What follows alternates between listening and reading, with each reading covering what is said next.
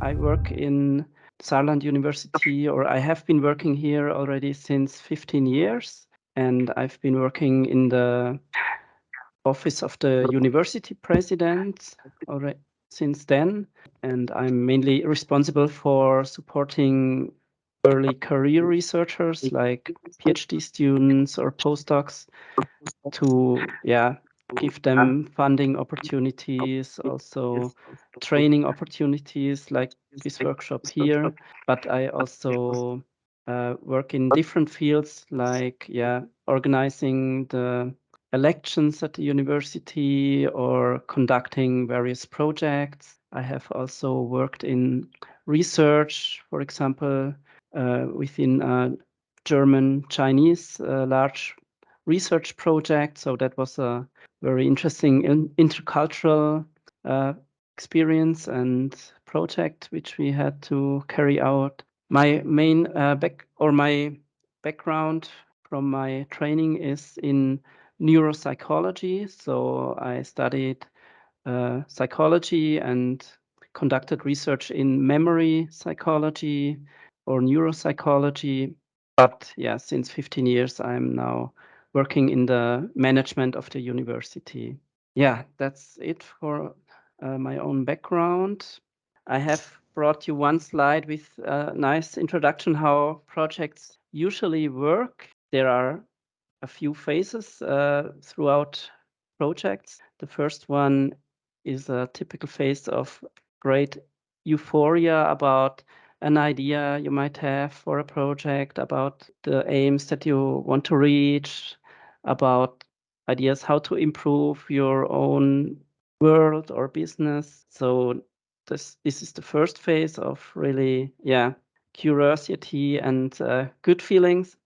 Then it happens often that after that there will be some big disillusion about not reaching goals, about many people who might not support your project, or many obstacles that you have to master.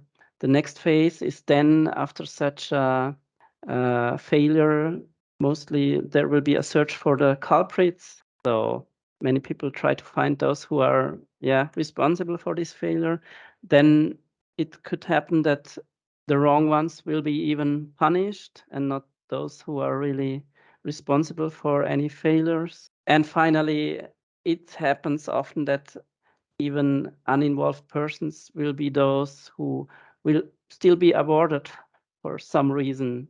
Of course, this is quite a big joke, as you can see on this picture, but it can happen actually. At least some of these feelings can be experienced in maybe to a small degree, but I have to say I got through them all. So I have observed that it happens, especially also the last point. Yes, some people who are really not involved strongly in projects can be those who finally get the reward or the nice words from important people. And those ones who really did the work are not always those who are in the middle point at the end when we celebrate our success, for example. Okay, this symbol signifies that you can share experiences if you'd like. You can do that at any time, but maybe, just a question. Is there anyone who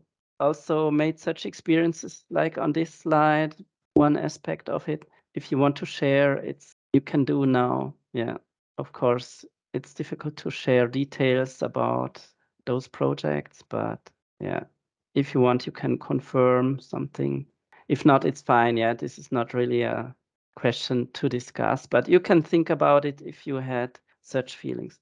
Okay, this is really a little joke, but still there is some truth in it. And we will now be more serious and take a look at what I would like to present you during this workshop. What are the competency goals of this webinar?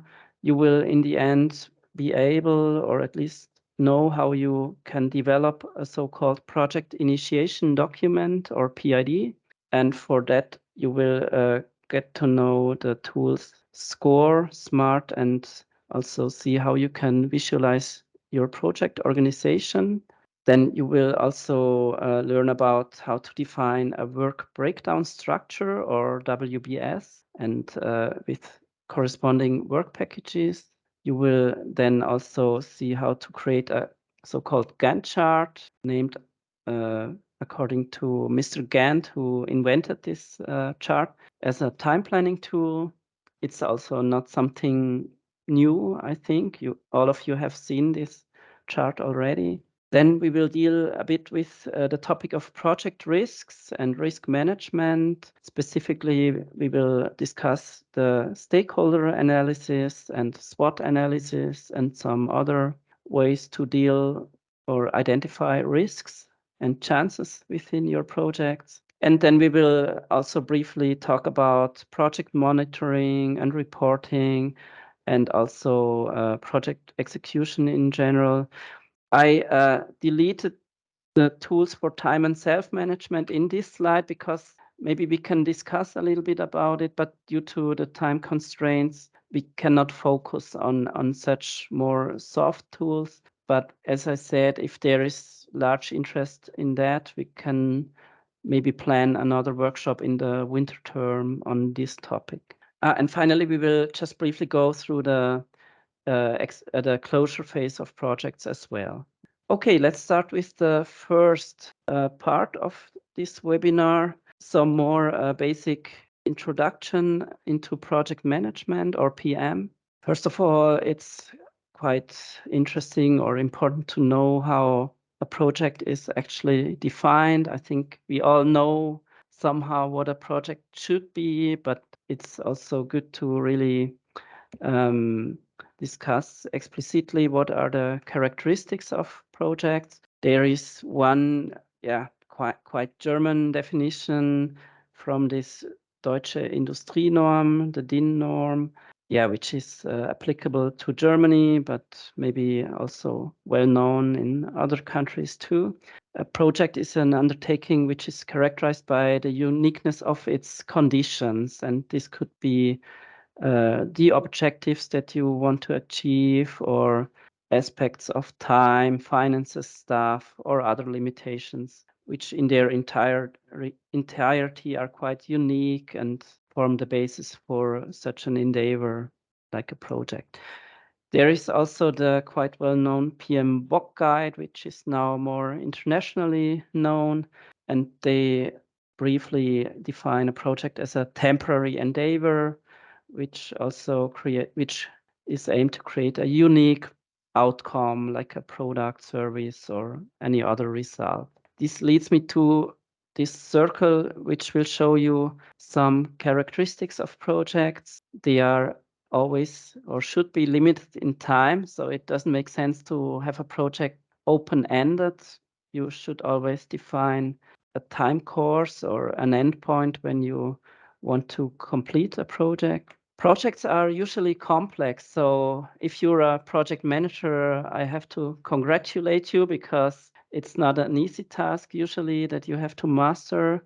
You don't have to be an academic necessarily, but still have to be able to deal with complex issues and problems. So it's quite challenging to be a project manager. You all know that some people like this kind of works, others don't, because they are more keen at routine work or something like this. So if you want to be a project manager, you also have to be ready to deliver you to this complex work environment. And you will see later there will be other challenges, of course. A project is always, as the definitions suggest, something unique. It probably has never been carried out in this form before. Otherwise, it would be like a simple copy or a routine work already. So the uniqueness is really at the heart of projects. You always have to deal with limited resources. In the perfect world, we would have unlimited resources, but that's just not the case. So you have to realize quite challenging goals, but with sometimes very limited financial resources or staff or materials. So that's also a big challenge for you. And projects are usually quite innovative or novel or unique, as we saw before. So it's nothing well known. And yeah, finally, I think the biggest challenge is that projects are always quite risky and dynamic.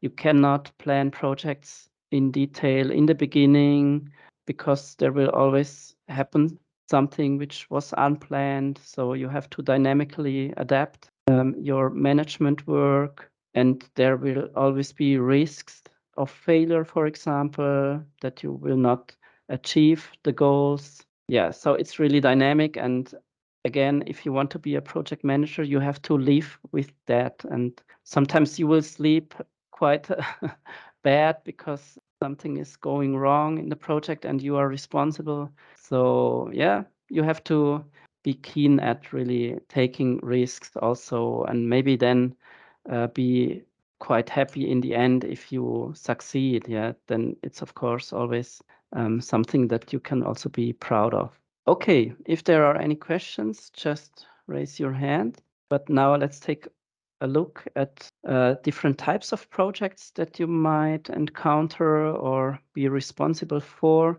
There is this diagram which opens up 4 different types of projects, and they are differentiated about on the dimension of how open or closed the tasks are that you have to master.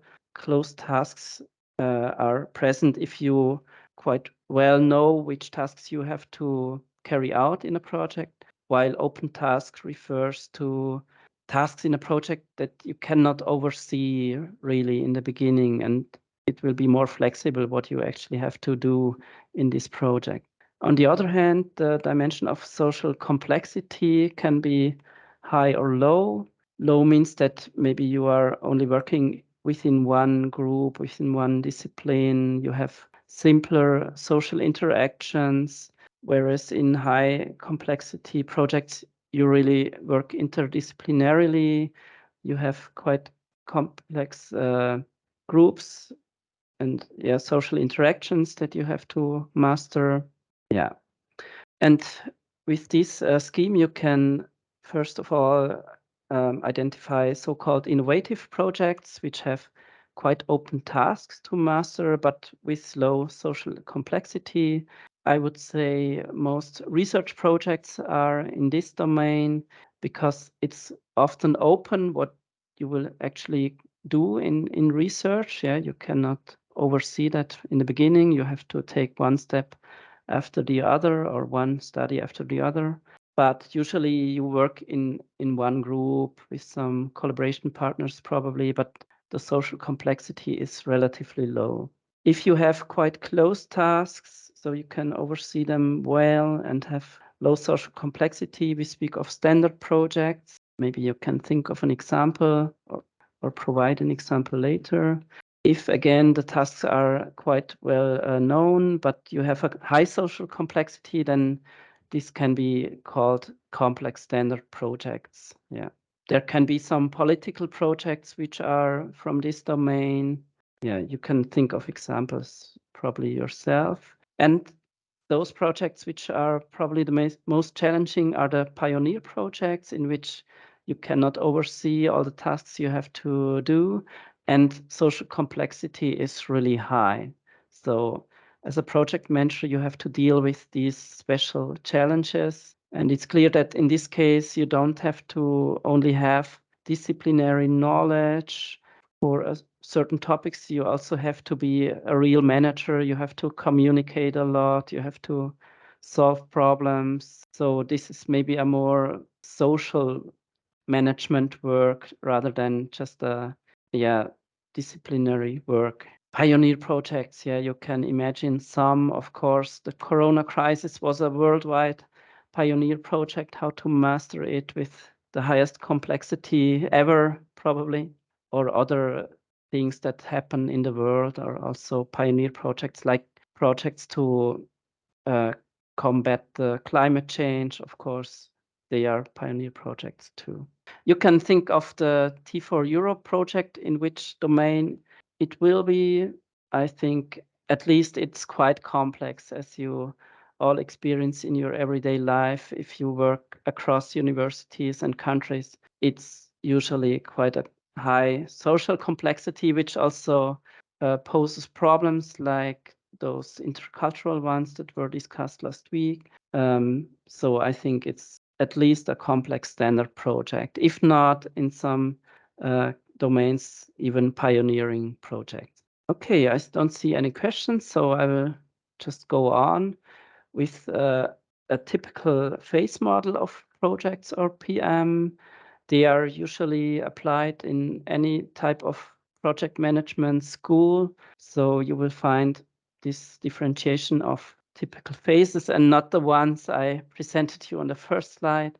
You can do them, you can discuss them in the restaurant with a beer, but for the professional project management, you will usually identify the first initiation or also definition stage of projects, in which you try to understand which goals you want to achieve and discuss some basic foundations of your project.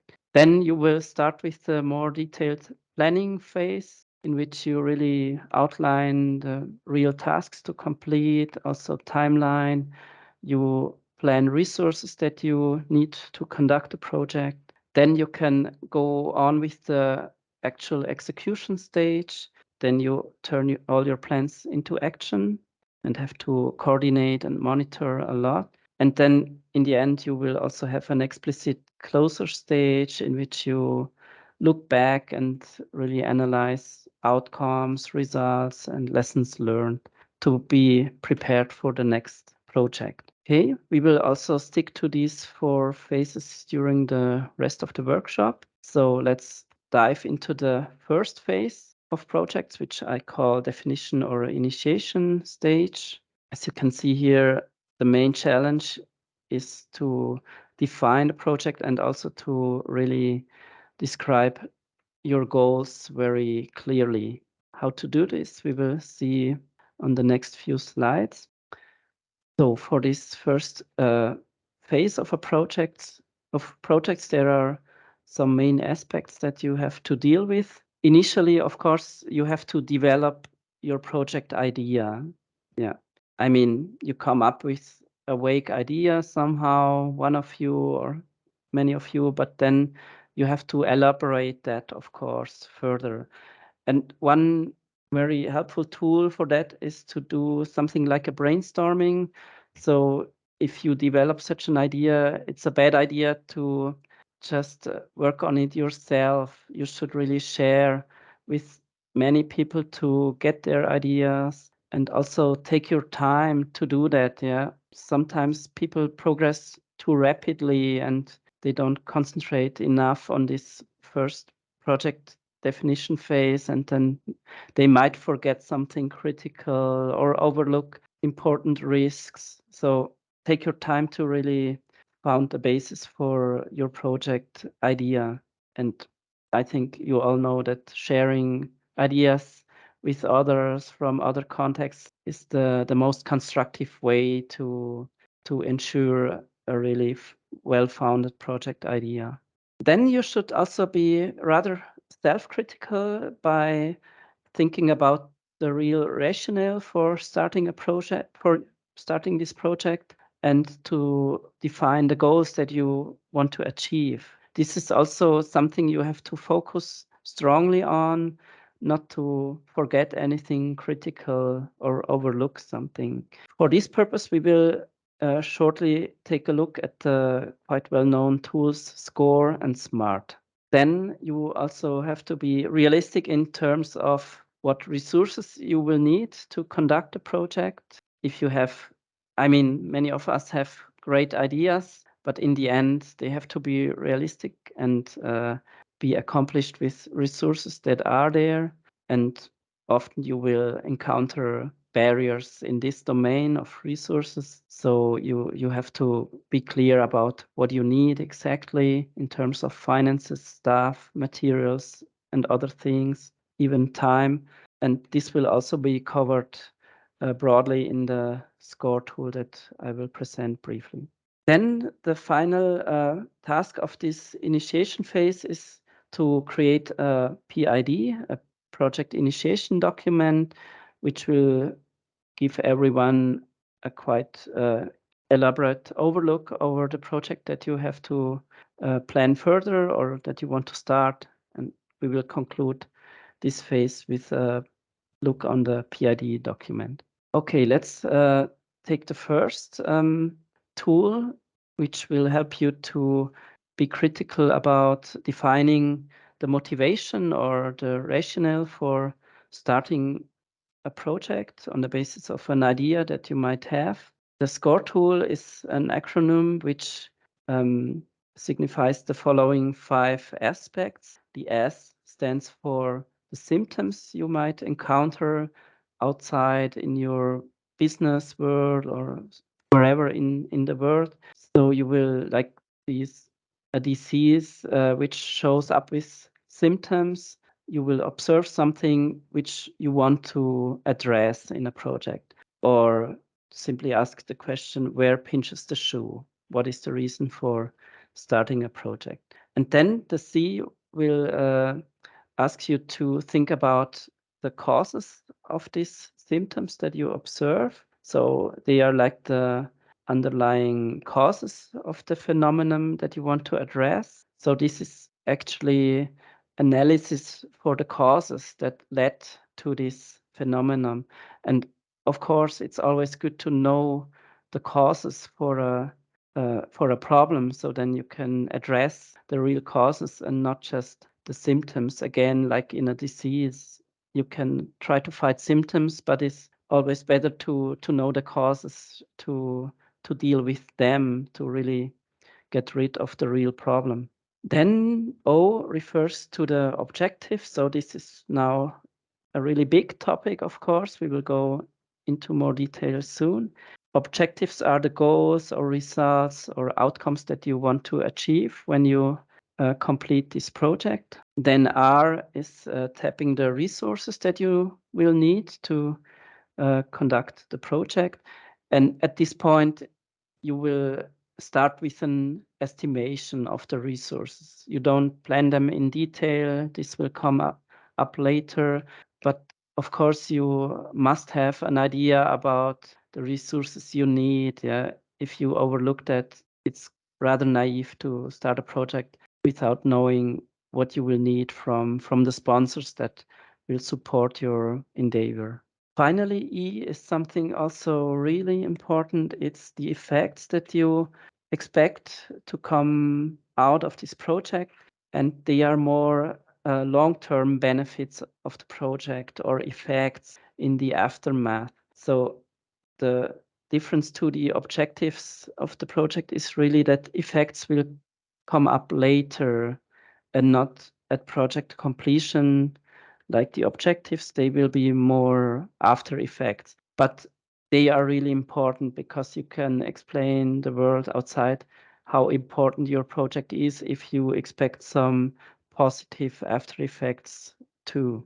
Let's take a brief look at how these score aspects relate to the time course of a project, so you will understand even better what this acronym really reflects. On the timeline from past to present and future, you can see that the causes that you try to identify are those which occurred in the past, so that at present you will observe the symptoms that you want to address with your project. And on this backdrop, you try to define the outcomes or objectives of your project that you want to achieve in the near future.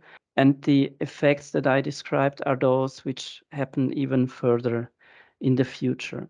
And finally, the R for the resources are those which are needed to turn the observed symptoms into the outcomes that you want to achieve. Yeah, so they help you to change the present state into the future state that you want to reach with your project. Okay, I think it's quite trivial, but still helpful to think about this time course. So let's now discuss in more detail how you define your project objectives. This is maybe the most critical thing in this first phase of starting a project. Yeah, as I explained, these objectives are the target state that you want to achieve or the direct outcomes at the end of a project. And in everyday project management life, it can be quite helpful to first define quite global aims, the overarching aims that you want to address or reach.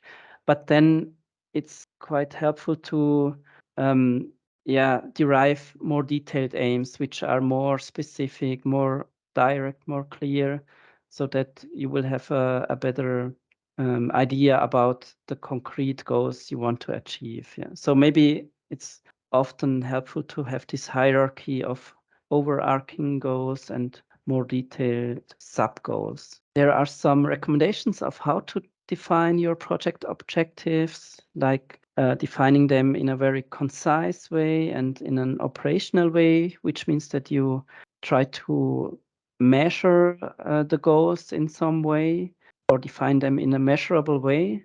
We will discuss this in a few minutes again. So don't be vague about project objectives. They really have to be tangible and imaginable.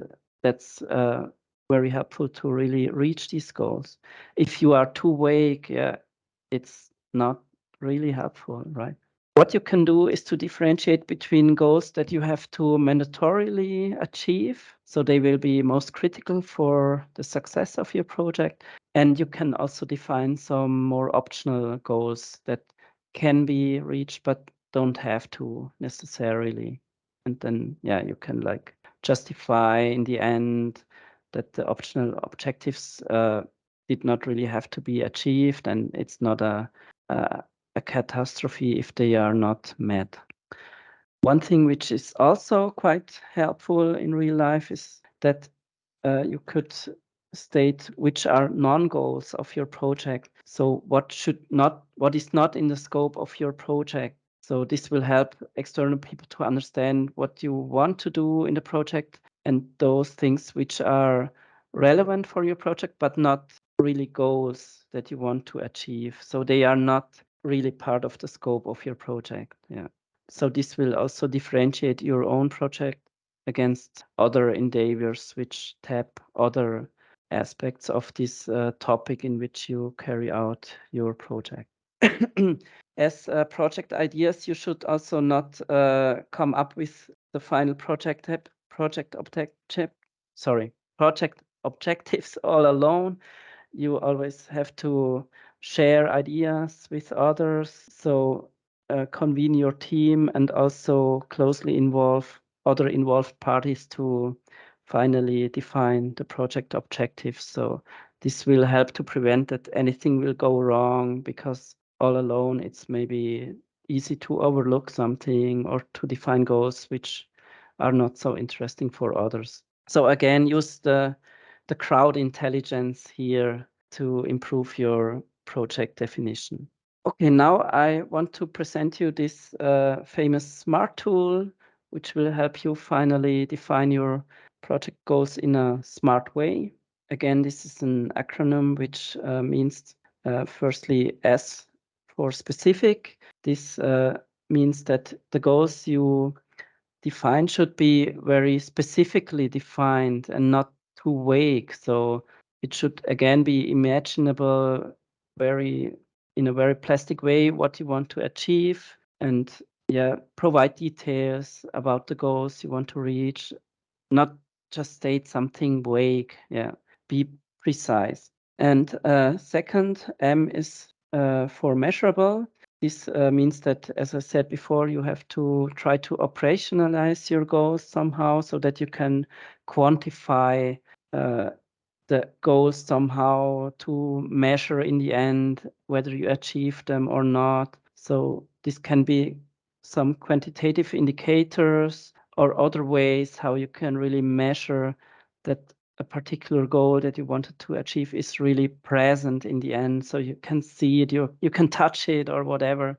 If you want to write a paper, you can measure it in the end because you can see the paper in front of you and touch it. So if you want to say so, yeah. Okay, then A stands for attainable. This means that you have to be self-critical about your goal and really prove that it will be attainable also with the resources you might have. As we discussed earlier, you might have great ideas, but they are not really attainable because you simply don't have the resources to achieve all these goals. So be self-critical again to think about the attainability of your project at this stage. R stands for relevant. This is also something very important. It means that the goals you want to achieve are somehow attractive goals, not just for you, but also for your broader environment, for other people. It should be a worthwhile goal and meaningful goal that you want to achieve. And yeah, if you want, you can think about it like this. It should somehow even improve the world or your business in some way. And in that case, it is a relevant goal, an attractive goal. Yeah. You might think of projects which did not really meet this criterion, right? There are many projects which most people are not attracted to. They think it's nonsense and nothing desirable. And this will make your project really hard to carry out. So the more relevant and attractive your project is, the easier it will also be to carry it out. Finally, T stands for time-based. This is something we addressed before. Every project should have a goal in time or a timeline, at least a final deadline when you want to complete this endeavor. Okay, that's it for the SMART tool at the first glance. To conclude this, I have a funny illustration what might happen in real life if you define goals in a not so smart way. This is a cartoon which you might know.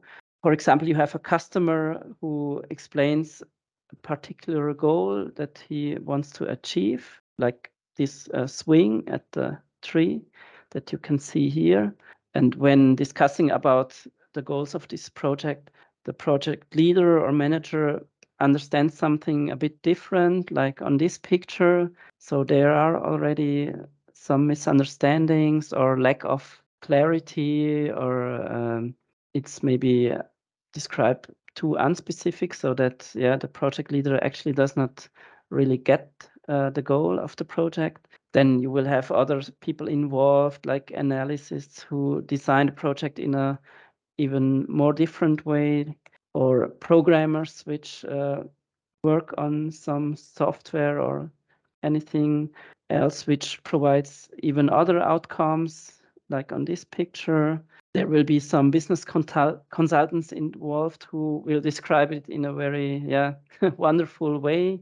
Maybe much better than what was actually intended to come out of the project. Documentation of projects are often a problem. So like nothing which is really documented. This should also not happen in your case. What was finally installed can also be something, again, different. And of course, you want to get a bit rich with projects that you carry out for customers. So you build something quite amazing.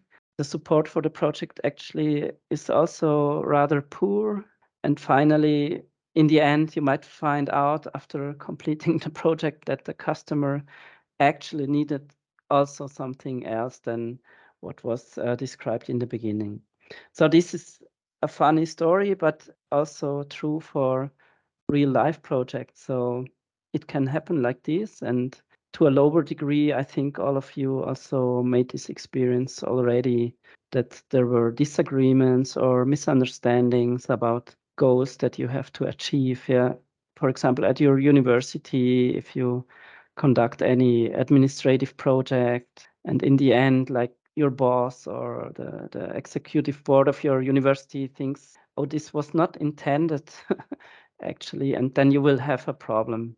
So try to prevent this, and you can support it by really taking care for the goals that you define in the beginning of a project, define them as smart as possible, and then you will be more safe and not like on this cartoon end up with a quite poor outcome. Rather briefly, let's take a look at how you could visualize or think about the organization of projects. Yeah, I will not go into details here. There are additional topics that you can learn about, like how to form a team.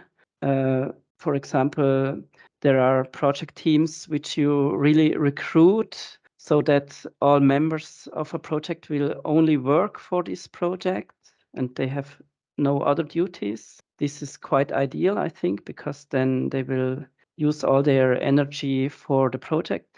But in real life, in your organizations, often we collaborate in teams which have other tasks to carry out in their main department, and somehow they also contribute to a given project, but they always have a conflict between their everyday work and project work, which might pose quite big challenges in terms of meeting deadlines or delivering outcomes.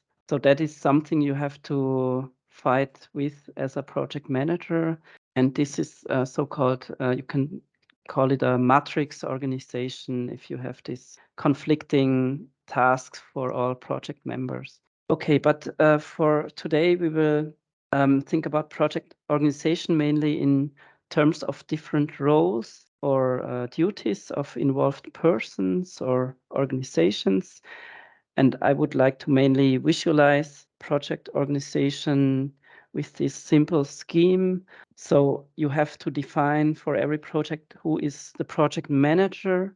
It can be one person, but of course also several persons. But still, it would be good if it's quite clear who is mainly responsible, like one person or one and a deputy person. So if the responsibility is distributed too much across several persons, it can also diffuse a bit and make it unclear who is really responsible. So be clear about the role of the managing person or persons. Then you always have to define a project team with various team members who can be internal members of your organization, but also external ones. You have to think about the composition of this team very carefully, of course. Which expertise do you need, for example, and then just collect all the expertise and person which can ideally support this project.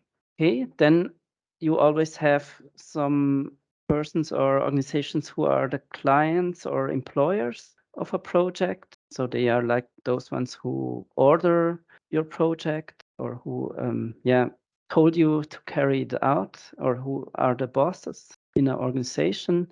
Then you will need sponsors for every project. This can be sometimes the same as the client or employer, but sometimes you have a different organization which will sponsor at least part of the project. In research, you all know that it is often a third-party funding organization which can be a sponsor of a given project, while it's your university who is the employer and not. So in this case, it's not the same. Then in the end, you always need to have or want to have customers or beneficiaries who will finally benefit from the outcomes of your project. The more these are, the better. Yeah, it shouldn't be just one beneficiary in the end. This will not make your project very relevant. It should be as many as possible. Yeah, this is something also I think is related to many university projects, even T4 Europe, or we had this University of the Greater Region before, or it's still existent in our region here. And in such big international problems, sometimes it can be a problem that in the end there are not too many beneficiaries. Okay, to be a bit critical about it, I'm sorry, but yeah, I think it's something which you encounter in everyday life, that we make much effort for maybe a bit little people in the end who actually benefit in the worst case. Okay, I'm not saying that this happens all the time, but it will make certain projects quite difficult, or also a bit how to say, they will be discussed controversially in the end.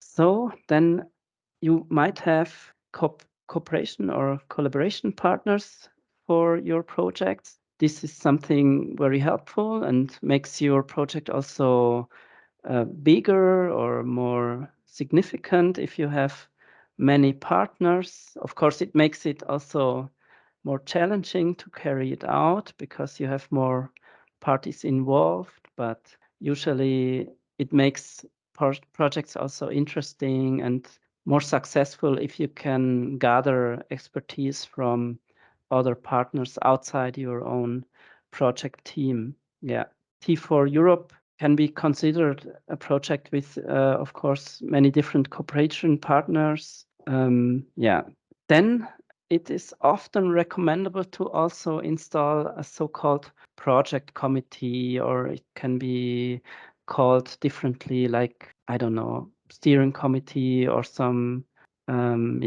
group of persons, group of experts who advise you, and that's the main task of them. They provide their expertise, their brain power to help you with challenging questions in your project. So they are not team members. Yeah, you have team members as experts too, but you might appoint external experts. They might be quite renowned persons who support your project with their expertise in this nice committee. Yeah.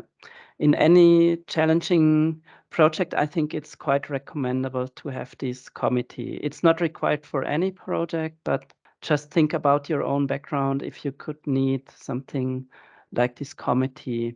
It can also be helpful to win over support from persons or experts who are a bit far away from your project work. It could be even politicians or external scientists or whatever. And by this, you can involve them in your project and win them over as supporters. Yeah, they could be critical persons about your project, but with this committee, you have a chance to win them over by involving them. Yeah. So this is like a recommendation for you to increase the supporting persons for your own projects. Okay. Is there any question, by the way? I can just see. Okay. I did not really check the chat, but here it's just like good morning. So, and it's quite old. So again, if you have a real question, then raise your hand or just tell me what you want to say. Fine. Let's conclude this overview of your project organization. This is a template which you can use for your own projects, and I really recommend you take a big sheet of paper, draw something, show it to other persons, because it can be quite impressive to others how your project is really organized, and you might also discover a lack of roles or persons, and then you can even improve the organization of your project. And of course, with regard to the team itself, as I mentioned earlier, this is more detailed planning of the composition of team members. So this will be the next step to provide more details on how you really compose your project team.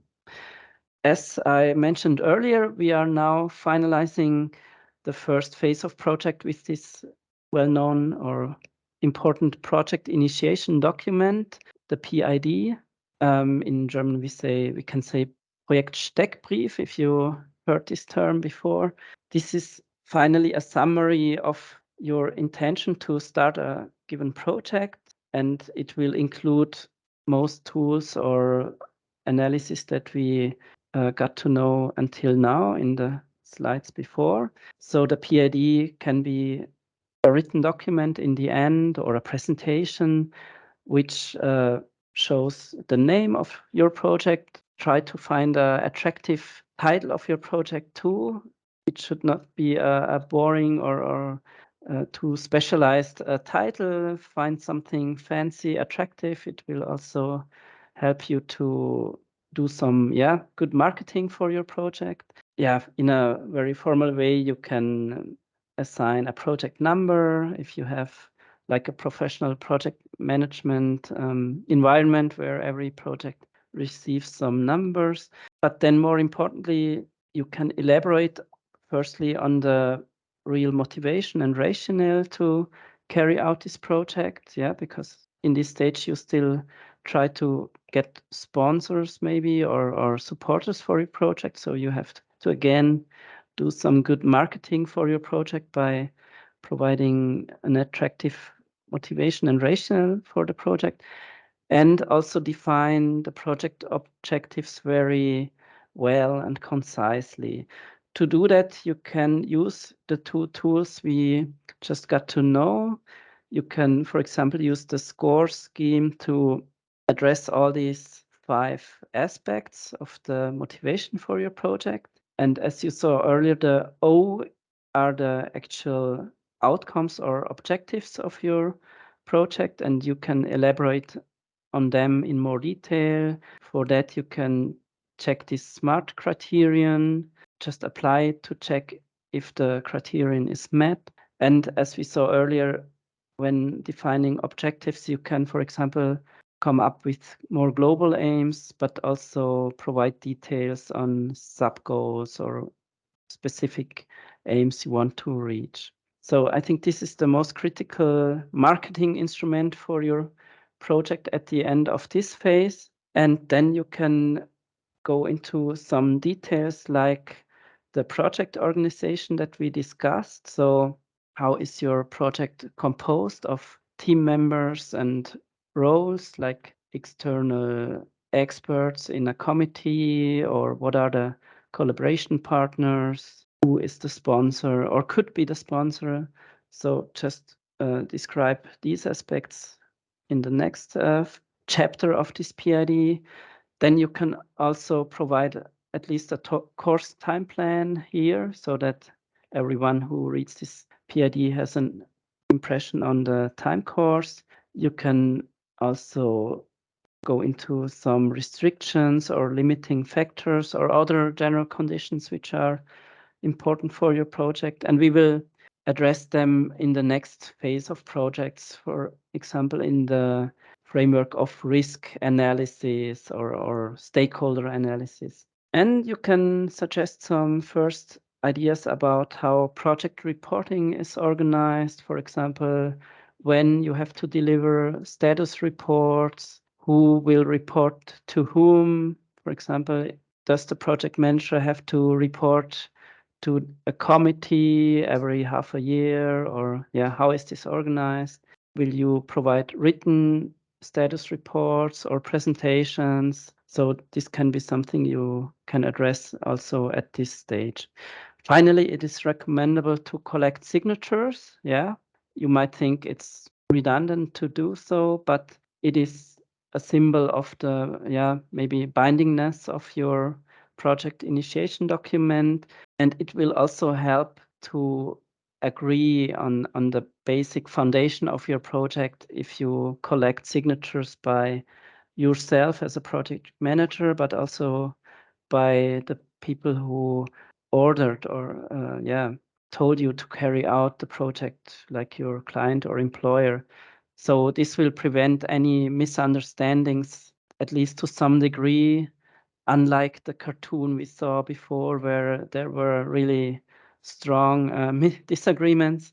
And by having this quite binding PID at the end of the first phase, you ensure that at least the basic foundation is agreed on. And you can always prove later by showing the PID what was agreed with the client, and they cannot tell any other views about it because they signed this joint document. We will firstly discuss a social measure that you could carry out at the initial stage of this phase, which is the so-called kickoff meeting of a project. This is again not mandatory, but it makes sense to start every project with a kickoff meeting and not at the phase where you just execute the projects. That's rather too late, I would say, because firstly, you should really gather everyone who is involved and let them get to know each other at the point where you start to plan how to execute the project. Don't plan everything with only you and some maybe close persons. It is quite recommendable to gather everyone already at this first phase of planning the project. Yeah. Actually, you saw before that also for developing your project idea and make first plans, you should gather experts around you. So never be alone with planning projects. You should involve them as early as possible. It sounds trivial, but how many projects did we see in our lives where people have to contribute, but they feel like they haven't been involved in the project development, and then their motivation to contribute to projects is rather low because they will get orders what they have to do, but they don't identify themselves with projects. So try to win them over in the first stage, and they will be happy to contribute with their ideas, and they will feel really involved in projects, and so they have a personal motivation that the project will have success. Yeah. Okay, I think that should be understandable, and again, a trivial statement, but in reality, it doesn't happen all the time. So my recommendation to you is to, for example, have such meetings like a kickoff meeting at the start of the planning phase, where you gather everyone who is critical at this first phase of planning the project. The goal of the meeting is, on one hand, to provide a summary of everything you developed in the project initiation phase. You might have this project initiation document at hand, which you can present in a meeting, so that everyone who will be involved in the project knows about the basic foundation of the project, about the project idea, the goals that you want to achieve, and they can still contribute. So it should be still, changeable what you plan later, and so they can really get involved and not just get a final result and just have to carry out specific tasks. The participants of these meetings should be everyone who is a relevant team member or any important other party of the project, usually those who are internal parties from the same organization, but it could also be some external members or collaboration partners which should be invited to this event. And as you can see here, it's not just a formal event, it also brings some soft aspects with it. Namely, it's a measure of get to know each other and some measure of team building too. Yeah, so it's already related to teamwork and also to your own leadership skills, because you have to form a team, right? And that's something quite challenging, and events like this will definitely help for team building. Okay, you can maybe think about your own projects. Did you have this kind of project kickoff meetings or not? Would it be recommendable to have one? Yeah, just think about it. And for the next project, please just organize such kickoff meetings. Okay, now let's go on with the more technical tools that you should use to plan projects. We are basically dealing with the classical approach of project management, and from that theory, we will now take a look at tools that you can use to develop a work plan for your project and also a time plan. Most of you might have heard the keyword of more agile project management. There are additional methods and tools from these more agile project management topics. they will not be covered in this workshop, of course, because we don't have the time, but you should inform yourself about other methodologies, like those from Agile project management. You will certainly have the opportunity to do so. Yeah. Carolina just wrote something for every consultancy or auditing project. You might probably have these kickoff meetings I just mentioned. So yeah, I think that should be the case, or yeah, it's recommendable to have such meetings in consultancy or auditing projects. Yeah, but not just there. Yeah, you can really apply it for every project. Okay.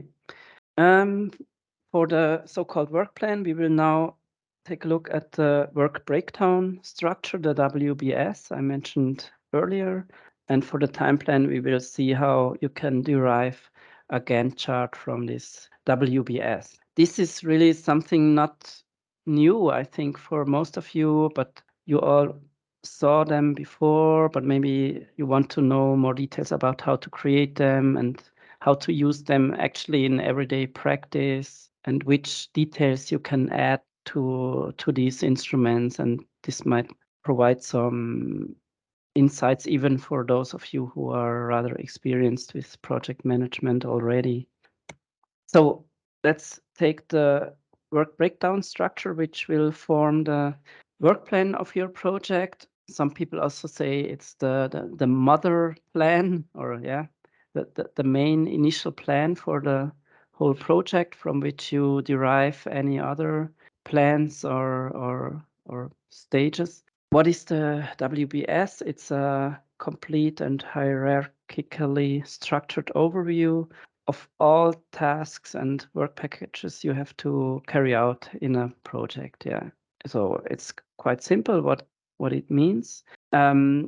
Importantly, as you saw in this definition, there is a hierarchy of actions you can differentiate. On top, you have the project as a whole, but this should be differentiated into several subtasks, or sometimes you can call them sub-projects. So you have different domains of work within this project. And then every subtask will be split up into more detailed or specific work packages. Yeah, I think this term is well known and it's really related to project management. And then you can also divide individual work packages into individual actions if you'd like. Yeah.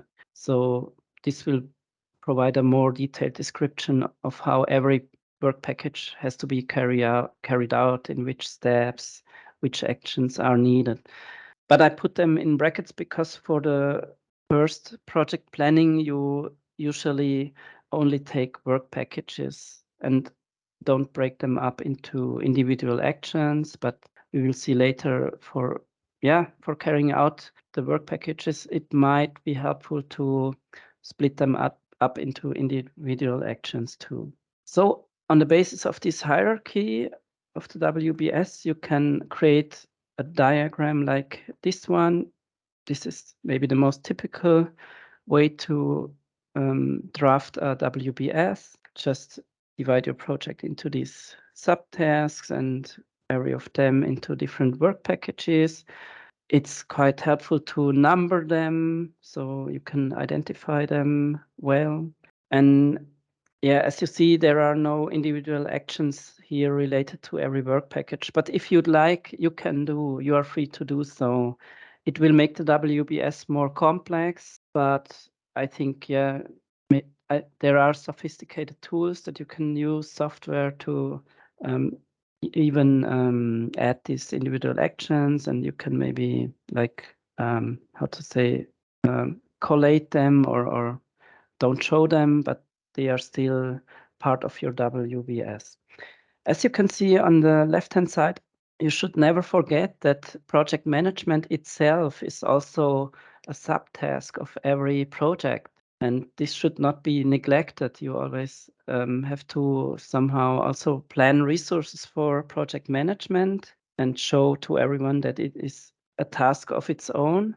sometimes we tend to neglect the effort we have to carry out for project management, right? We don't plan any staff or time to do that. And then in the end, it will be quite challenging to carry out a project because no one really has the time to do the coordination work.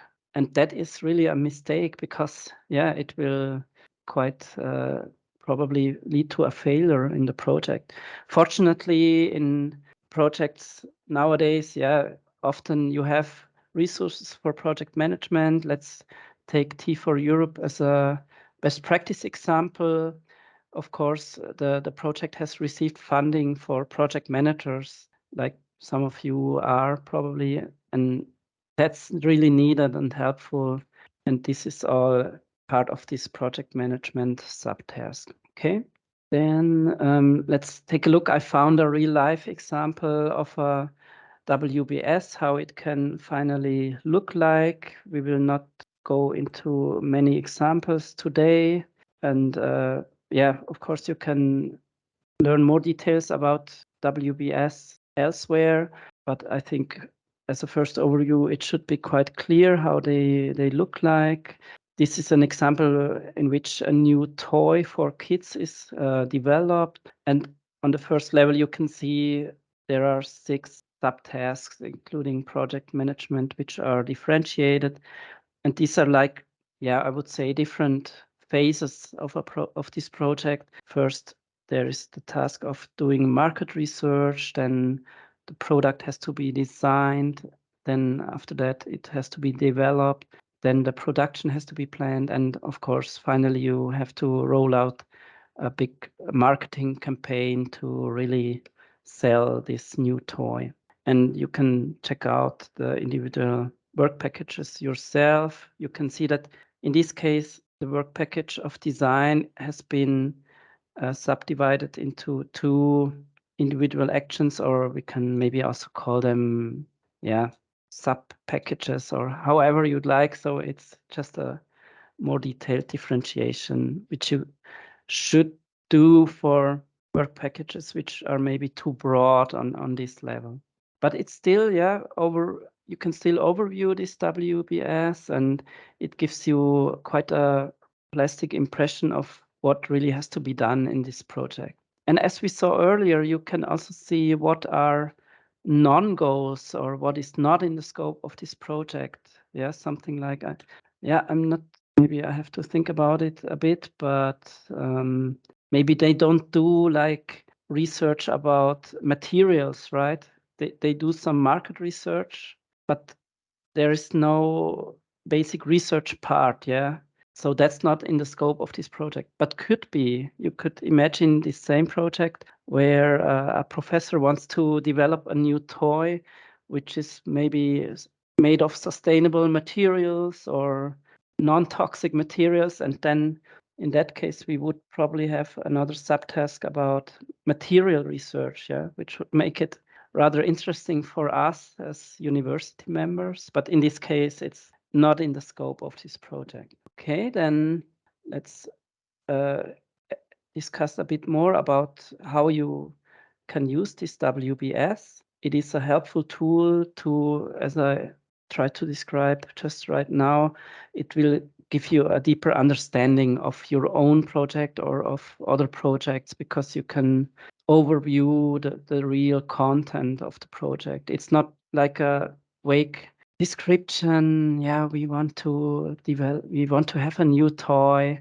It will really show you what has to be done and what are the steps for this concrete project. The WBS is also mostly helpful to you as project managers or involved persons, also to discover any lack of clarity, right? If you see the WBS or if you write it down, you will encounter any lacks of clarity or some, yeah, unclear topics or open questions, and then you can address them while finishing your WBS or discussing it.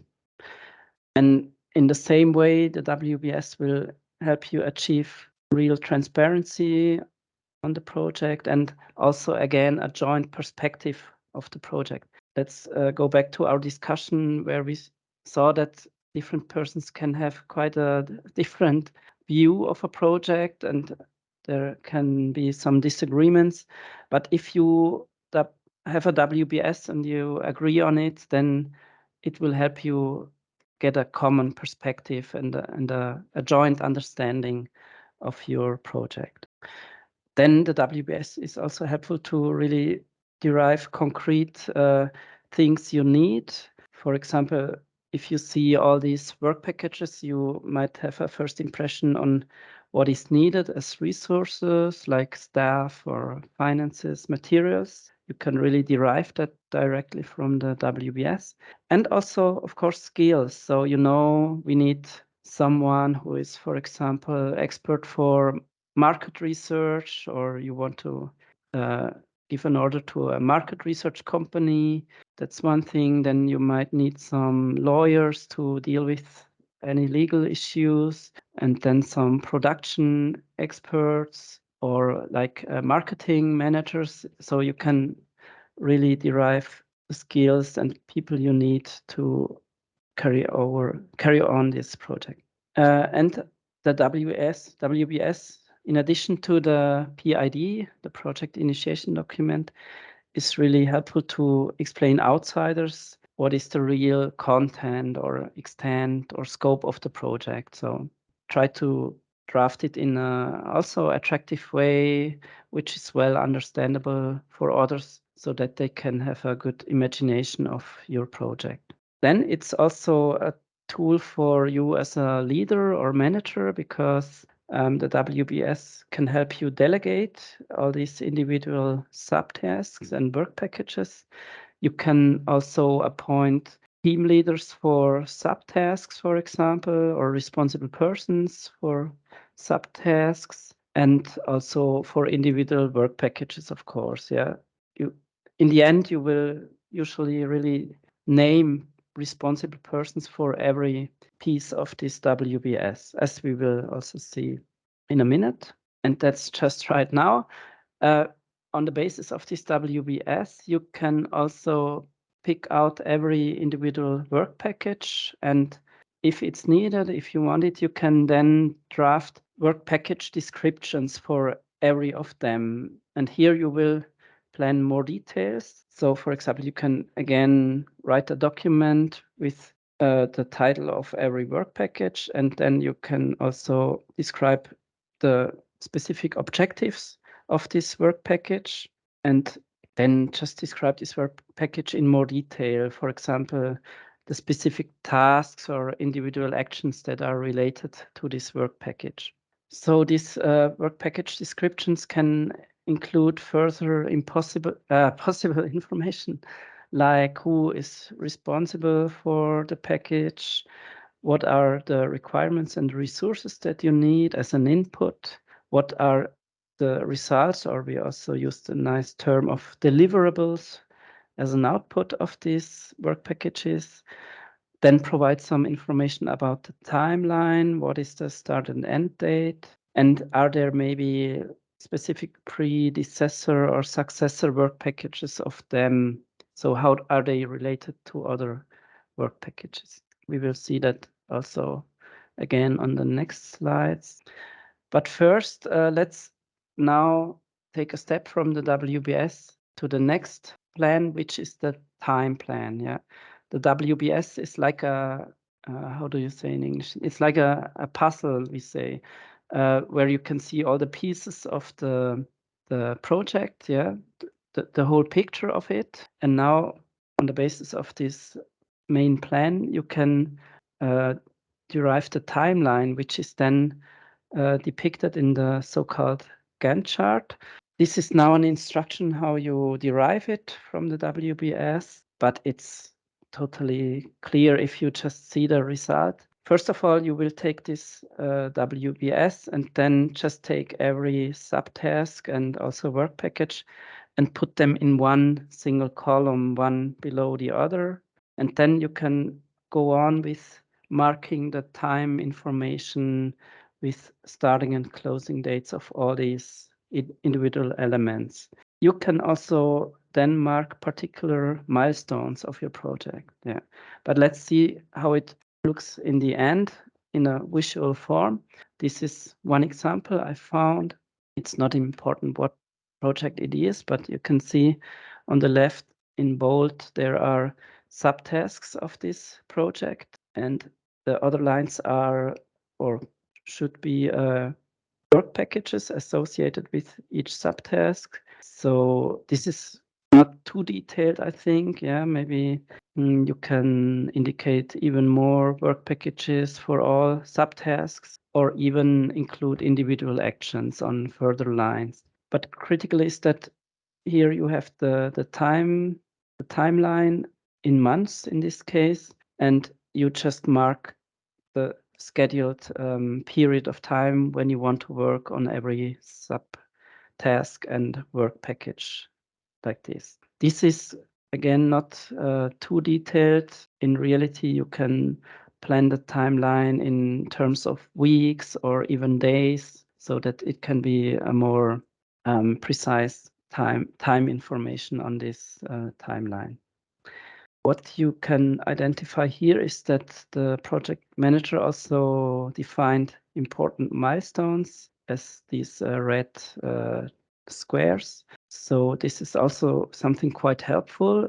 What are milestones? It's quite simple. It's just any important point in time or an event which is really marking a special time or event that you have to reach. For example, like here, it seems that particular test of an app which should take place at this point in time is the first milestone you have to reach. Maybe the committee or client, they said it has to be finished until end of November. So as a manager, you can mark this as a milestone of your project. Or of course, like the end date of the project is also always a milestone. Okay, then this is just another Gantt chart which shows you what you can add even more. In this case, individual work packages have been added or have been linked with a relationship line. So you can put these relationships into the Gantt chart, and what they mean has to be explained somewhere. In this case, it might usually mean that only if you end or conclude this first work package, the second one can start. So there is this relationship that, yeah, this is the predecessor work package. It has to be concluded, and only then the next one can start. So they are not independent from each other. The persons for this work package have to wait for the first team to complete the predecessor work package. So you can link these as you'd like. Of course, also across subtasks. So there could be other links which are like extending throughout these different domains. Okay, finally, it might also be quite helpful for you as a manager to create this Gantt chart and add further details, like in this case, the responsible persons. So you see that every work package has a work package owner, and these are the persons to whom you delegate the packages and who have to report to you about the completion or progress of the work package. Then you can also include the time information as dates if you'd like, and even indicate the duration in days, for example, or weeks or months. And this is now something new. If you'd like, you can comment on the progress of each work package by indicating the percentage of completeness. Yeah, like completed, or it's only 40% completed. Yeah, good. So you see, you can play around with these tools, and that is quite helpful. As seen on this final Gantt chart example here, these are documents which are not dead after the planning phase. They should not vanish in a drawer, as we say.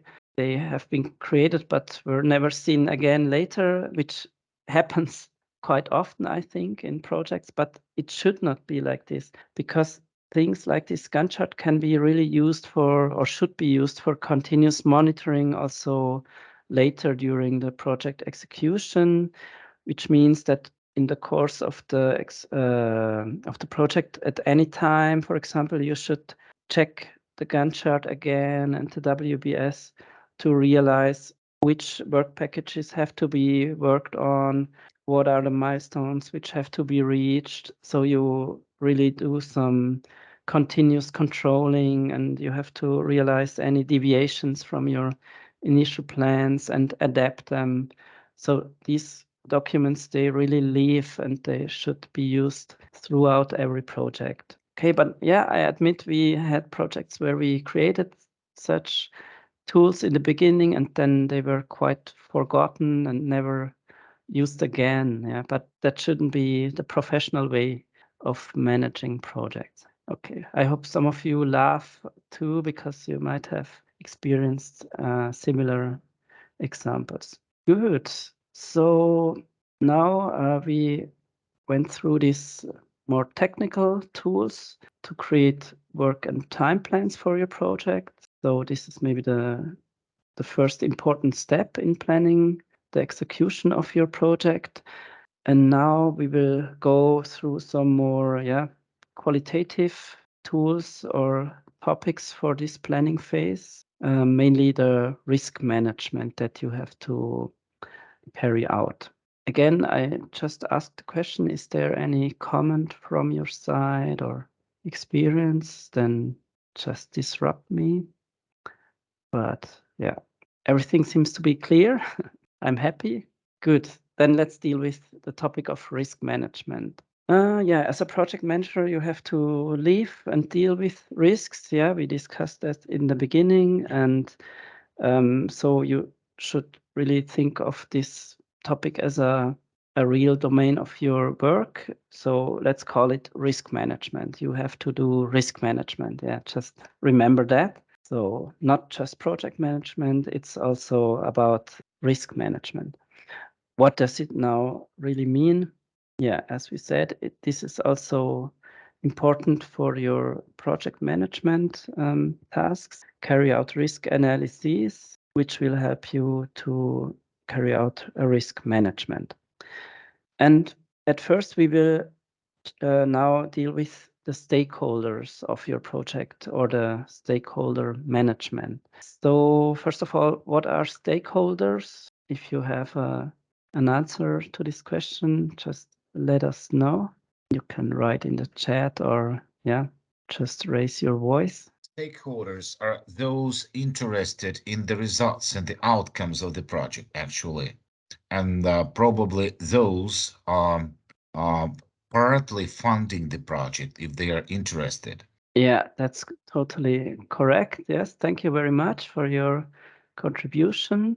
So this could be every person or organization which has some kind of interest in the project, in its results, but also in its in how it is carried out, and so they are somehow involved. Yeah, I see that. Yeah, sorry if I don't spell your name correctly. GradUS, yeah, it's I should take a course in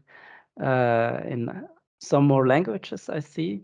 So GradUS, he or she said that any organization that can support, it's correct. Thank you very much. Great.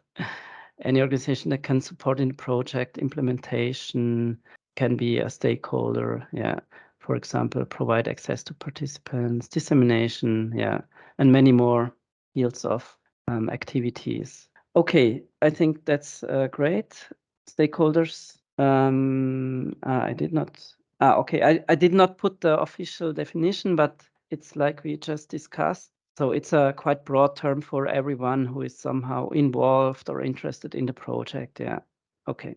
Let's just think back about this project organization template. So all these roles and involved persons, of course, they are stakeholders, but there could be even more outside the project who are also stakeholders. Like in the end, it could be the whole world. If the project has a high extent, then yeah, everyone could be tapped somehow. Like, let's take again the corona crisis or the climate change. In the end, every one of us on this planet is a stakeholder in such projects. So for you as project managers, it's important to carry out a professional stakeholder management, and it is also a part of your risk management, because with every stakeholder there could come some risks for the project, but also let's not take it negatively always. There could also arise chances or positive influences by stakeholders. So you should carry out a stakeholder analysis at the latest during this project planning phase. If you would like, you can do that earlier already in the initiation phase. You can carry out a course stakeholder analysis. So the time point is not so critical. It is important that you carry out one.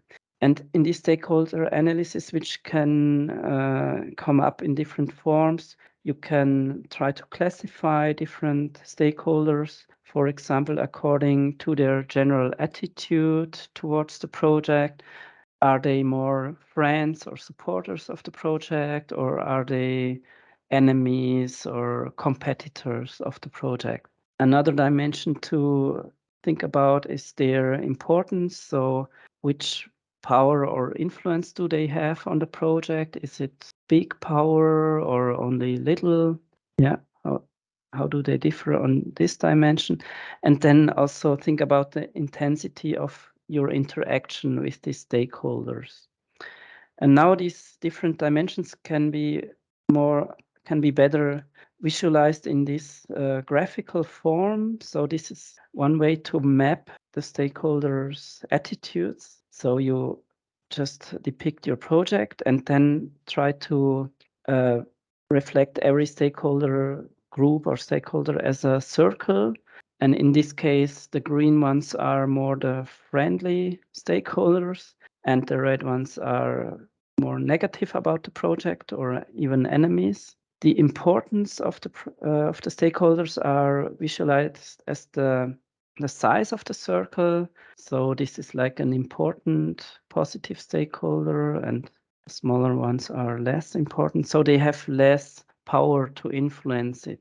And the intensity of interaction can be reflected in the distance to the project. So this stakeholder is interacting quite closely, or this one, while those more distant have less interaction with you and your team in everyday life. Okay, a question to you might be, if you think about your project or the T4 Europe project, can you name a few examples? So who could be this circle or this one or this one? Yeah, do you have any ideas about important stakeholders in this T4 Europe framework?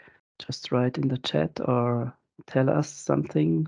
If not, okay, I can also try to think about it a little loud.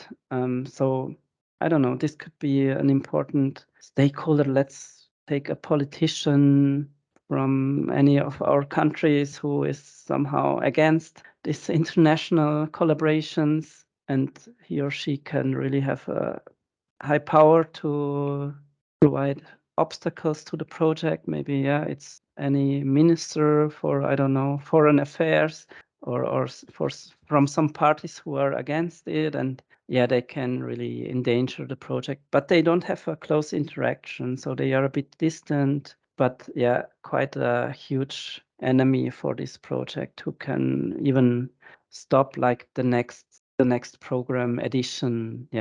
So we have to deal with such stakeholders. Or let's take a more unimportant stakeholder who is quite close to the project. This can be, let's name someone of our own university, maybe from another department, but from the financial department, who always gives you problems about the accounting or something, and you always have to struggle with them while carrying out the project, and it's rather uncomfortable to work with them.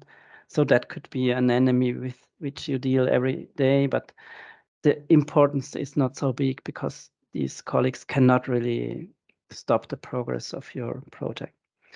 And on the other way around, you can imagine the good ones, I mean, the supporters of your T4E project too. Yeah, I won't go into details now, unless you want to add something. Okay, seems not to be the case. Then let's leave this example of doing a stakeholder analysis and take a short look at another one. This is the so-called power interest grid of stakeholders. So this grid has two dimensions of how much interest stakeholders can show to your project from low to high, and how much influence they have, again, yeah, from low to high. And this grid helps you to define, for example, stakeholders who have a high interest and high influence. And here they give you some advice on how to deal with them, yeah, to support your project as much as possible. For such stakeholders, you should give them your best attention. Yeah, they are the most important partners, and you should involve them closely. While on the other hand, if you have stakeholders who are not interested in the project, let's take someone, I don't know, from, yeah, maybe, I don't know, let's take some computer scientists in a institute on your campus. Maybe they are not so interested in the T4 Europe project, but they also don't have a big influence because they are not really involved and cannot provide any obstacle. But then for you as a project manager, the recommendation is to still keep minimal contact, try to not to neglect them, observe them a little bit, and you can show interest by presenting your project to them, and maybe you will even win them over so that their interest will rise, and you will probably finally have them more on the right hand side, so that it will be more supporters of your project. And I have a final recommendation, which I think is quite mandatory for your stakeholder management. It is finally a concrete action plan that you could develop at this planning phase of project, which lists all relevant stakeholders and importantly also defines some actions on how to deal with them during the course of the project. So stakeholder management is nothing passive. It's something which gives you tips what you should really do as a project manager to deal with stakeholders. And this can be a table or a text, whatever, which shows you all these stakeholders, at least the critical ones, and you can think about how they will react to the project. Will they be enemies? Will they try to fight against the project, or will they support it?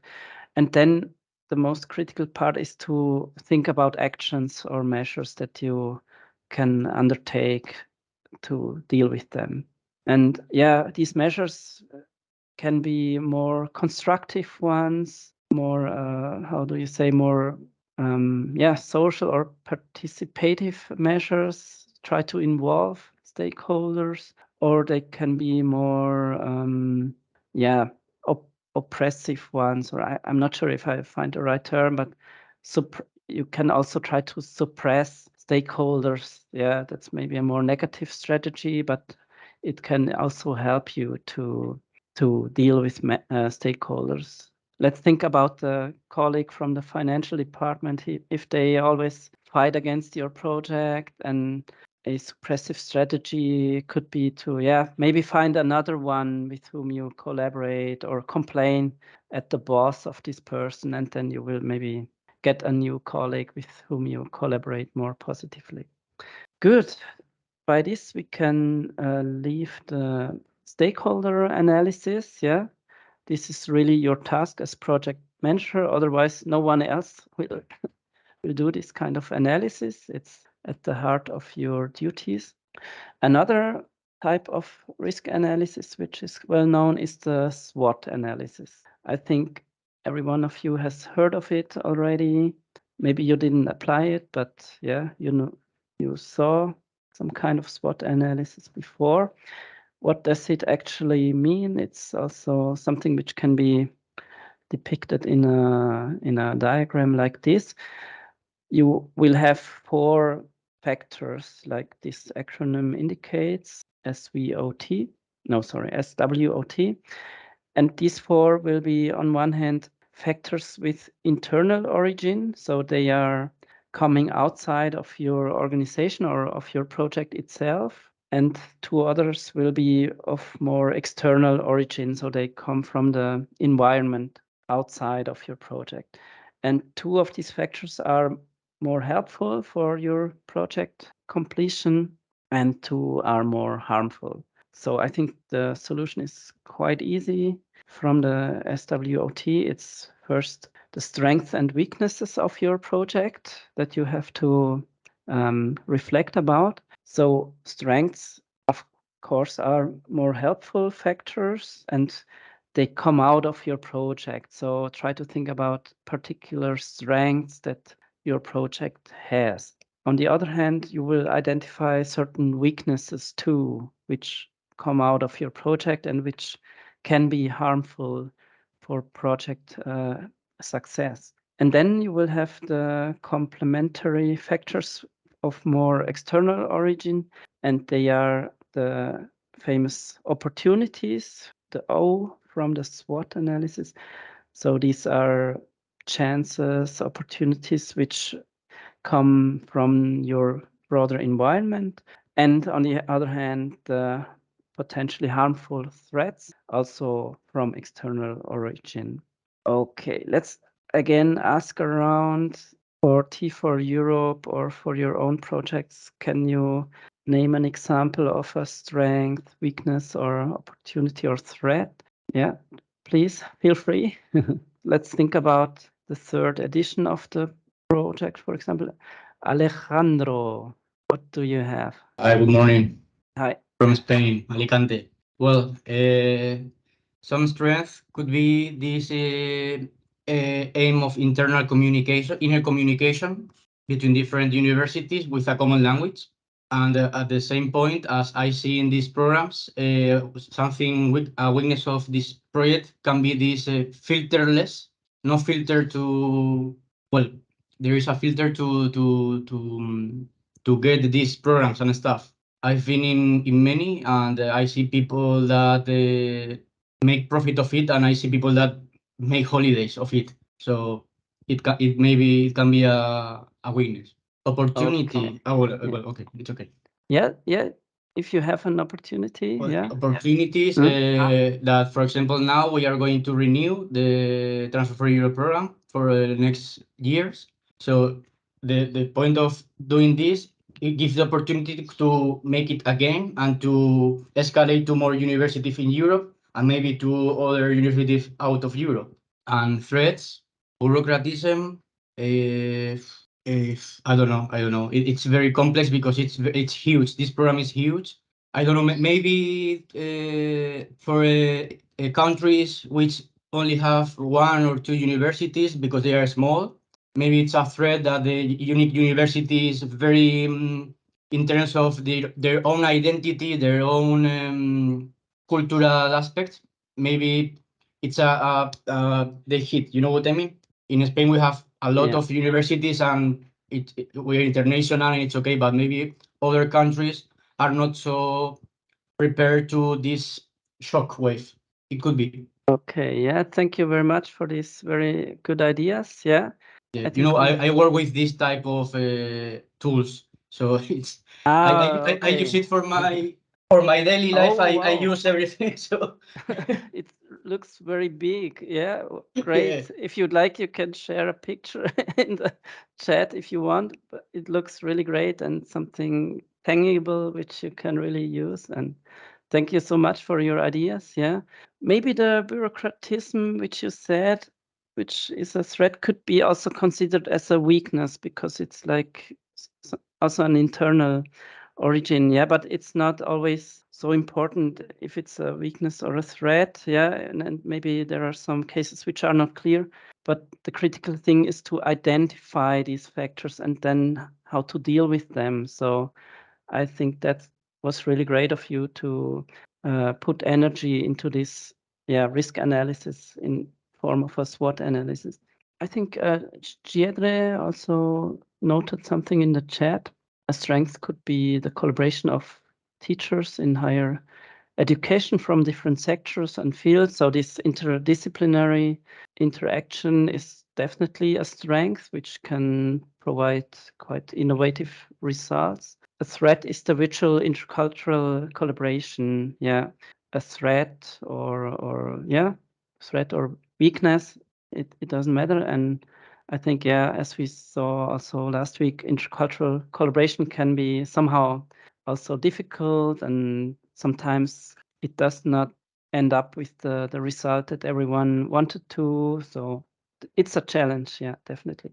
And intercultural communication, difference in institutional cultures, they are obstacles or threats as well. Or as I said before, maybe the political environment in Europe can change, or some countries could be against renewing this European University initiative so that it could stop after the second edition. So this would be more external political threats in our field of higher education. To conclude this project risk analysis, I want to just briefly provide an example of other additional analyses which you can carry out to, for example, cover the environment of the project in more detail. There is this example of the PESTLE analysis. It's not a very nice acronym, but it refers to the political environment of your project, the economic, social, technological, ecological, and legal environment. So this is really important areas of thought about your project. And let's think about T4Europe again. Like this, technological environment was maybe one reason to identify digital transformation as one work area of T4E, because we are in a changing world, in a more digitalized world. So this is something which had great influences on T4Europe, or this ecological environment, which led to this work area of environmental transformation, sustainability, and so on. So and I think for T4Europe, again, this political environment is very crucial for everything which might follow up on the first T4Europe initiatives. Okay, let's just take this as an inspiration for further project risk analysis, and let's now start with the execution phase of projects. So what are some basic instruments from project management that you can use here? You should all know the famous project management triangle. This is something every project manager should apply and know. What does it mean? Once you are allowed to execute your project, you are in a managing function, and you have to continuously check, control, report. So that's your main task then, Usually as a project manager, you should not be the one who carries out individual tasks. For that, you have a team, right? You have experts. So in the ideal project management world, you are really the managing person, and not the one who carries out individual tasks. I know it's not the case for every project, but it is at the heart of the project manager to do this monitoring and reporting, and only acting when there are some specific problems and solve them. And to do these controlling tasks, you have to make sure that 3 dimensions are met or are still in a good condition. One dimension is the time dimension. So you have to check whether everything is completed in time and whether all tasks are also accomplished within the budget you have. So the resources should not be exceeded, at least not too much. And you also have to make sure that the intended quality is achieved. Yeah.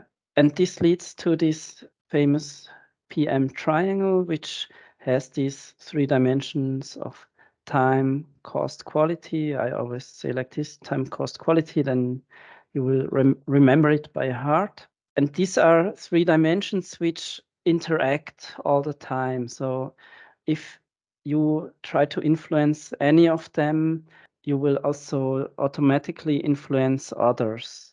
And this can be seen on the next slide in more detail. And with regard to these dimensions, you always have to take decisions also on which factors you prioritize at a given time of your project or in a given situation. So again, let's have this project management triangle here. And you can see, for example, you can prioritize a high quality. So this will be the focus of your project work. And as you might realize, high quality has influences on the other dimensions. For example, it is not possible to achieve high quality with low cost. So it will increase the cost of the project usually.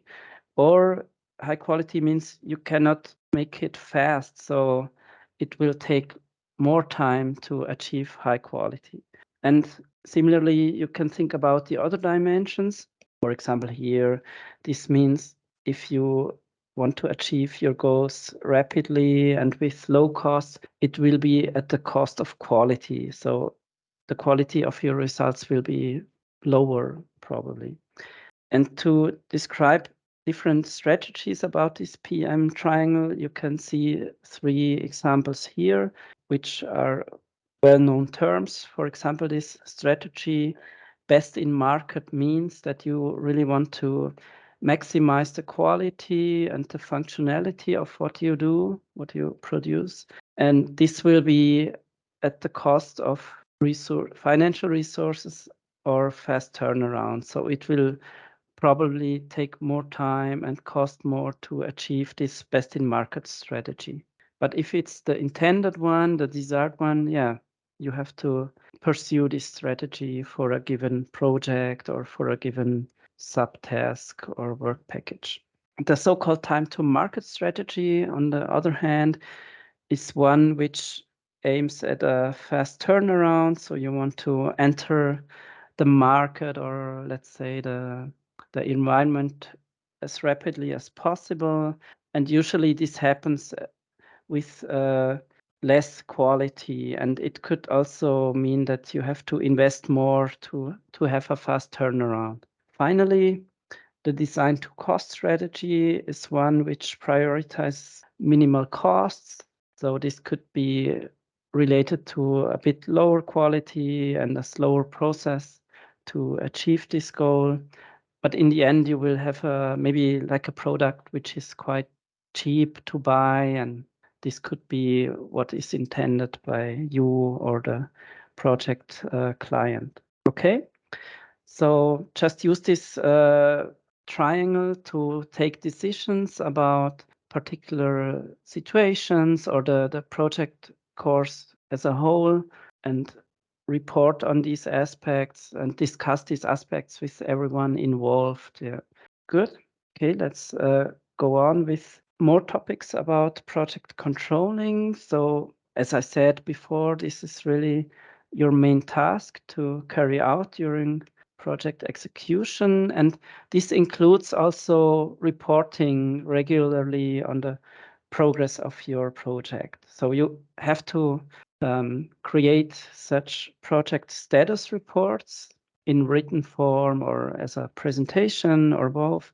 And in these project status reports, you always have to compare the current state of your project with what was intended, with the desired target state. Yeah, so you always have to somehow find any deviation from the initial project plans. You can also quite attractively report about what is really going well in the project. So what are the highlights, what is good, about it, but also critically report about difficult situations or issues that have to be resolved. Yeah. So this is really something that to report and to make any decisions on how to deal with them together with your client, for example, or with this committee. Yeah, think back to the project committee, which will give you good advice on how to go on with the project in such a situation where you might have issues. For these project status reports, one helpful tool could be to visualize again the status of individual work packages with a traffic light system or other symbols. In this case, let's take colors or a traffic light system as a easy tool to visualize the project status. For example, the green light could indicate that you are completely on target. There is no particular action required for you in the project management. Then the yellow light will be a sign of being behind schedule already with regard to time or costs or quality. Yeah, again, the PM triangle. And in that case, all team members should know that this is a situation they have to escalate to you, to the project manager. Yeah. If they realize such a situation, yeah. If it's you, then of course you are the project manager. You have to deal with it. But everyone should commit to this kind of, how should we call it, to this monitoring system, and they should know when to escalate something to you. And then in this case, you should be the one who decides on the measures that can be taken together with your experts. Finally, there can be quite critical statuses for certain work packages, which are red in this case. And then again, it should be escalated. And in this case, it might be important to involve even the employer or this project committee to discuss this issue so that you will not decide all alone on how to go on. You should really involve the important stakeholders too. Okay, Alejandro, you have a comment. Hi.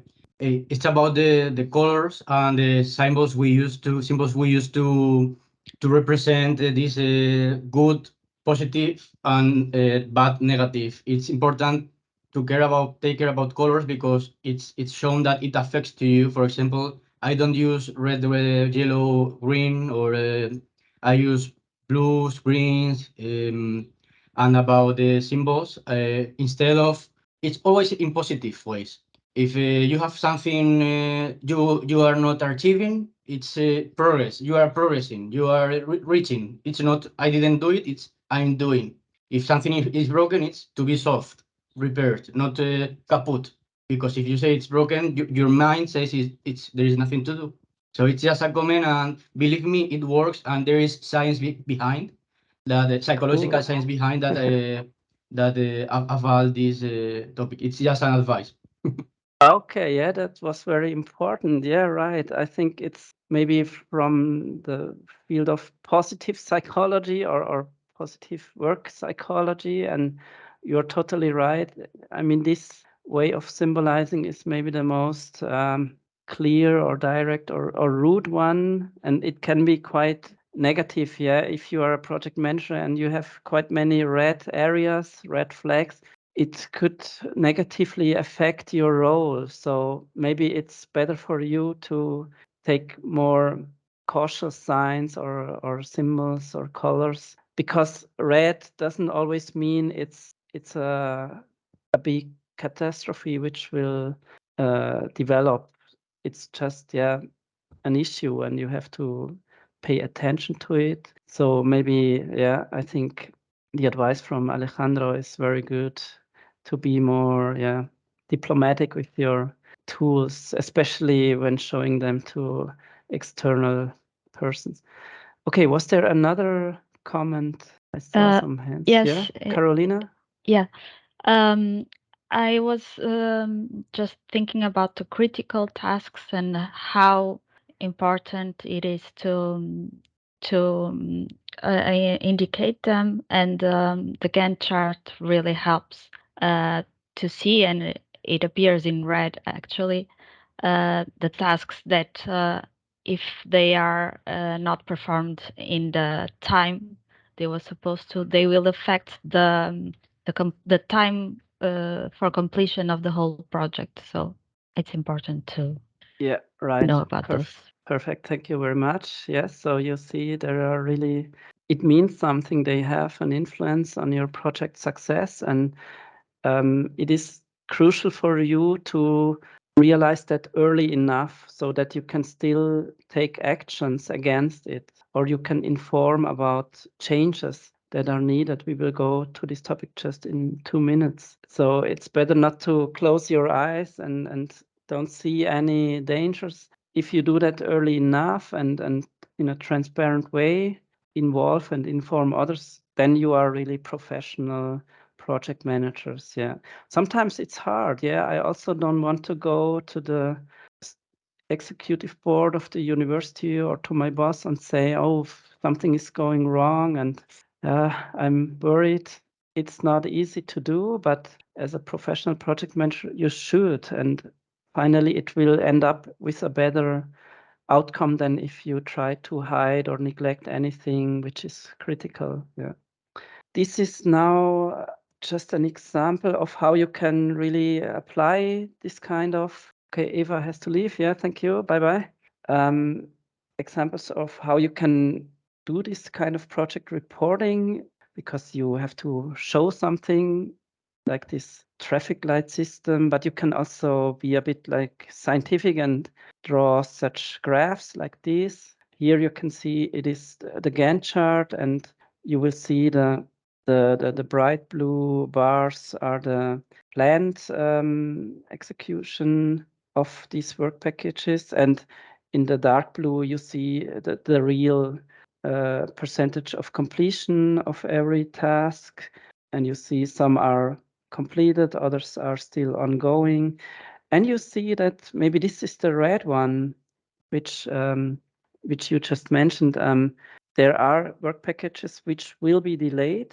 I mean, you will predict that they will take longer, and this will have influences on the final timeline probably, because it will make everything delayed, and you have to report that and ask for permission, for example, to extend these deadlines. So this is, I think, quite a scientific way to report and to predict such deviations. This is quite similar with regard to the accumulated costs. You can see the black line is showing how the costs of the project will develop over time as your initial plan, and you report at this point of time that you are already above this accumulated planned costs, and it will be in the end more costs than planned. So you report a difference, you predict a difference, and then you can decide on the measures together with your team and your client. Okay, let's go on and leave these more technical tools. Then, yeah, as I said earlier, you also have to deal with changes during project execution. Yeah, in the very beginning, we said projects are risky and dynamic. So it simply means you always have to deal with potential changes and have to adapt your project execution continuously, and also adapt all these project management plans.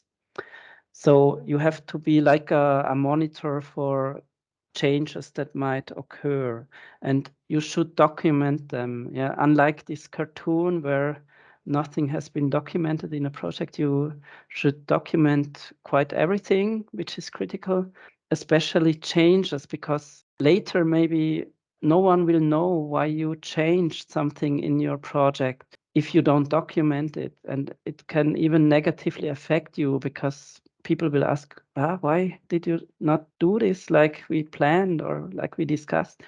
So documentation is really a magic word, even if it's a bit harmful for us to do. Nobody likes documenting, or not everyone.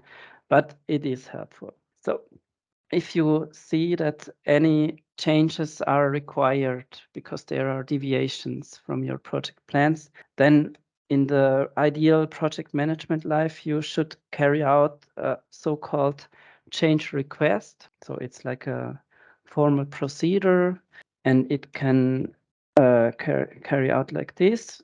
You will formulate this change request, for example, to the project manager. If you are a team member, then as we said before, you can escalate that to the project manager and present a change request, or you can formulate this change request yourself as a project manager and also address it to the client, for example.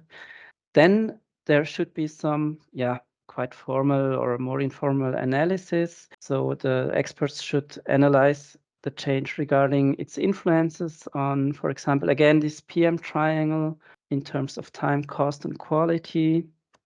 Then there should be an evaluation of the change, of the requested change. And finally, a decision. So, for example, the employer or the project committee can authorize any change, or just you as a project manager, and then you can implement the change. Implement it. And again, as I mentioned earlier, document it. So if this is a formal written process, then you have a documentation about the change, and you can always prove what and why something has been changed. In some cases, if you encounter major changes, it might even be necessary to renegotiate the initial project objective. So if you realize, okay, we need 1 year longer to reach the goals, or it will cost 1 million more, or I need staff, then maybe you cannot just carry it out. You have to renegotiate initial project goals. Maybe you will skip some goals, or you will simply find additional funding or hire staff. So as I said, you even have to critically reflect on whether you will really achieve the goals in this phase of the project where you find these important changes. So this is again a real life example of a tool, how you can also report such changes or deviations, and then you should of course take decisions about how to deal with it. This is again a line which shows the planned costs which will accumulate in the project, and you report at this point of time. And you predict this other line for the real costs in the end, and you will see there will be a deviation in time. So it will take longer to reach the goal.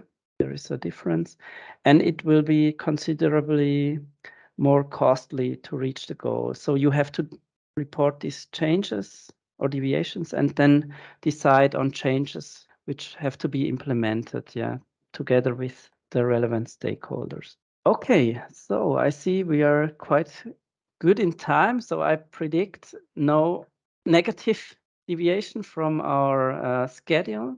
But at this point, I think we can open up questions because we still have time regarding project execution. As I said in the beginning, I have focused on some important PM tools or principles that you have to apply in the execution phase, but we cannot address all relevant topics. So I recommend you to, maybe there are more intense courses on project management which you can attend, but much of this project execution phase is really about your leadership skills too. You have to coordinate the team, you have to delegate tasks, you have to intervene and maybe also solve conflicts between members of the team. You have to find solutions for delays of work packages. And I think this is really tapping also this intercultural topic that was discussed last week. So how will you deal with problems in a project with different cultures also? I learned that the Germans and German-speaking countries, according to other workshops, they are more, they have a direct way of communication. They are quite bound to time, so they want to be punctual. And this has consequences on the completion of work packages, of course, while other cultures might be more flexible in time. I think they called it polychronos cultures, right? The monochronicity in culture as compared to the polychronicity, if I remember correctly. So this is just a few examples of topics you have to deal in this project execution phase, which goes well beyond the basic planning tools. It's all about your management skills in general, and every one of us can improve them as well. Yeah. Okay, but are there any important ideas you want to share? But we can also do it in the final round. So I will just end up with the final part of projects, and this is really just, I think, one slide or so. After you have executed a project, you should not just stop and leave and vanish. You should somehow really spend some time and energy on the closure of projects. For some projects, this is also really a formal procedure. Like if you build a house, I mean, then in the end, you have to somehow, formally sign and agree on the transfer of the property of the house, of the product to the client. And maybe you might have to analyze any issues on quality of the product, like quality issues of the house or whatever you produced. And you have to also describe them or write them down and agree on what influences such quality issues might have.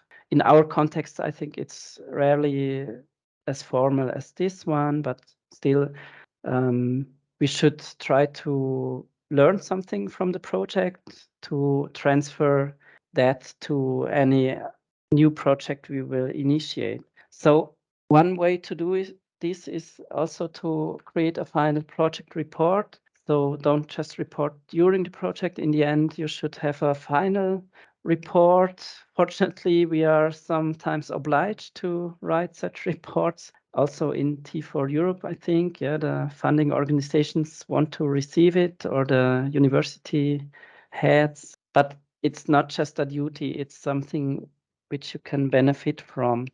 For example, you will really summarize again all the nice results that you achieved. So it should reflect all the success that you had. Then again, with regard to any changes or measures that you had to decide on, it will be another final documentation of every deviation or changes that you had to implement.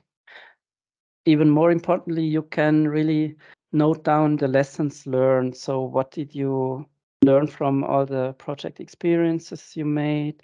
And what would you do differently in the future, for example? So next time you can maybe prevent any of such similar issues. You can just improve yourself as a project coordinator. And think about the fact that it's not always the same persons who will conduct any follow-up projects, because there might be a change in the persons. And if you have such lessons learned or final report for other people, they will be so thankful to you because they can benefit from your own experience. And it will shed a good light on you as a project manager too, if you share your knowledge. Finally, and this is also like the closure of this workshop, don't forget to also celebrate. You are project managers and you are a team leader and you did something together with a large group of involved persons and stakeholders, and somehow it is really nice to acknowledge these years or months of collaboration. So it is also like a formal combination to have a final celebration or party to close a project. It is some kind of appreciation also to your team members, and they will think, okay, you are a good leader. We want to collaborate with you again in the future. So it will have beneficial effects on every future work that you will carry out if you also appreciate all the performance and contributions of all the team members. Yeah. And remember that the first slide indicated that sometimes the wrong persons are rewarded, and please try to prevent this.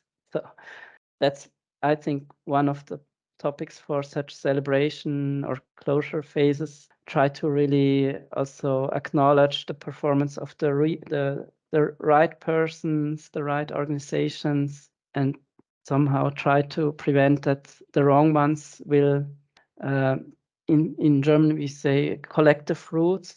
Yeah, I'm not sure about the English term. It shouldn't be the wrong ones who are rewarded for the positive outcomes of a project. Maybe you can prevent this. So yeah, to avoid any conflicts. And also in a similar vein, don't punish wrong ones for any failures. Yeah, okay. So this closes the circle to the first slide. I'm really keen at wishing you great success for all your future project work at all your T4 Europe institutions.